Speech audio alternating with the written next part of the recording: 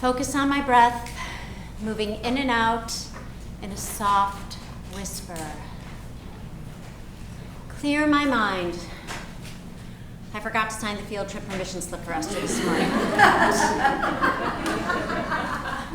Relax.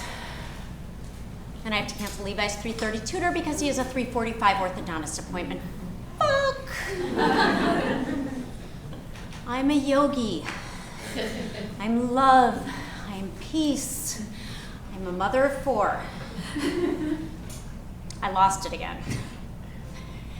Here I am, committed to being a mindful, compassionate being, and then one thing happens and snap. I become this out-of-control, horrible monster. I reserve the right to make the same mistake over and over and over and over again.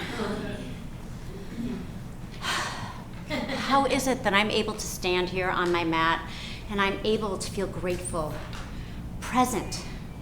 Maybe I can change the tutor to 4:30. Yet when any one of them has a meltdown, all this evaporates, the consciousness, the discipline. I cut straight to aggravation, yelling, even the occasional squeeze of the wrist. My mom used to do that. I hated that. No judgment. We had one of those mornings today. My 6-year-old started in with, "I don't want these socks, they're uncomfortable." Nope, we're not doing this, I say, my jaw tightening as I begin to prep myself for what's ahead. They're fine. No, they don't feel good. Here we go, sister. Game on. I'm going to win this. These are the same socks you always wear. In fact, you asked me to get you more of these socks when this happened that other week with those other socks. So I went back to Target and I got you more of these socks because you said that these are the only socks that feel good.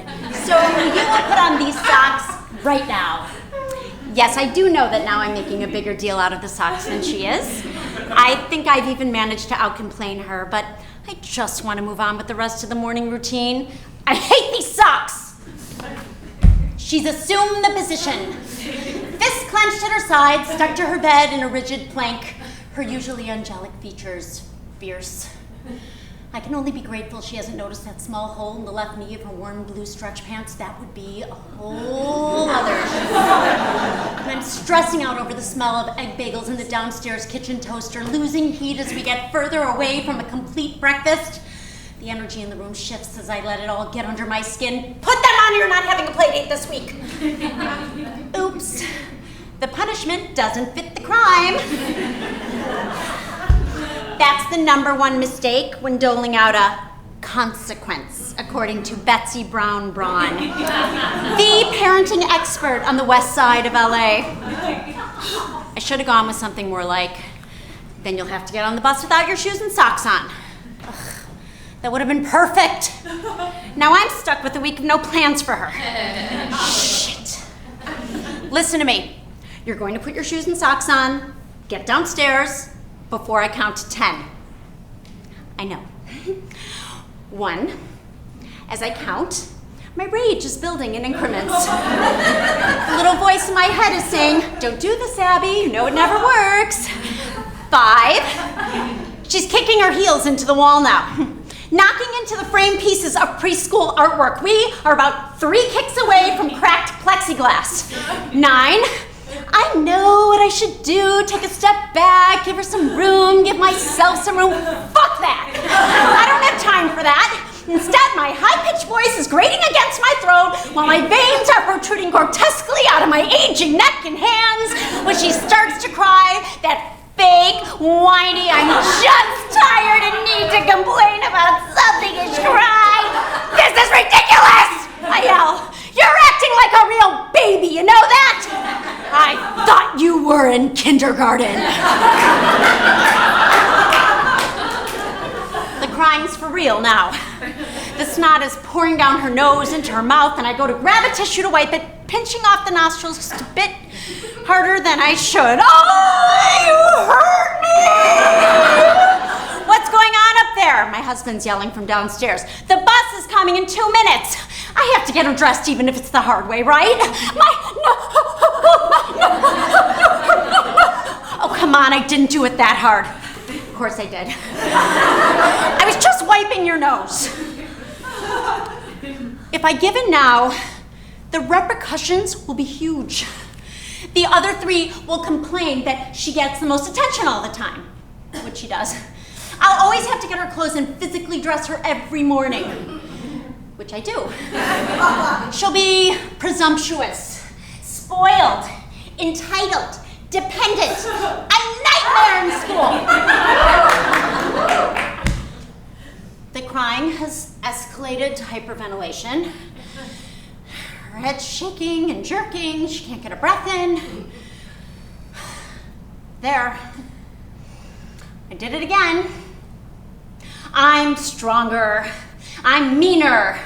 I'm in charge. I'm weaker. I'm awful. I'm the worst. I'm so sorry, honey. Just calm down, okay?